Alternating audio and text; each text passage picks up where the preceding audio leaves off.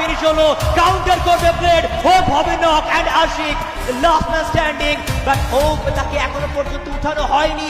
Flicker চেষ্টা করে যাচ্ছে লোয়ার গ্রাউন্ড থেকে স্নাইপার অ্যাটাক করে, সেই জায়গাতে যে কোনো মূল্যে হোক রেড ক্লিপের সেই দুটো প্লেয়ারকে যেন ফিনিশ করা যায়। কাউন্টার করতে পারবে কিনা মাত্র body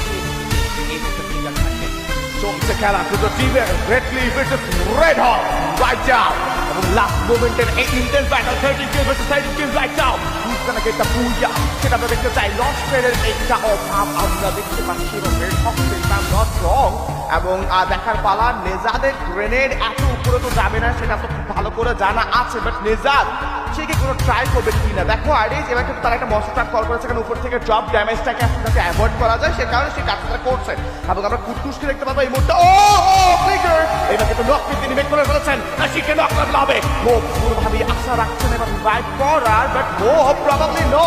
ফ্লিকারকে quadra kill right now.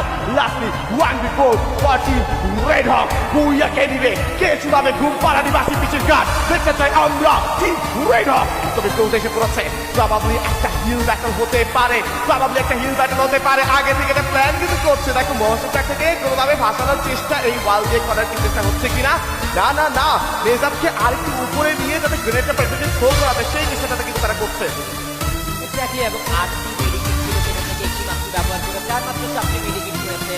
কিল নেওয়ার সর্বোচ্চ চেষ্টা করে বুইয়া মোমেন্ট এই বাংলাদেশের সেরা দলের জন্য, এন্ড দ্য বুইয়া বুইয়া বুইয়া from the side of Red Hawk. What a performance! নেজাদ, ফ্লিকার, রেড কুটুস চমৎকার পারফরম্যান্স দেখিয়েছে। শেষ কিলটা হাতছাড়া করতে চায়নি, বাট ও সে ফিনিশ হয়েছে, এ ছিল হিল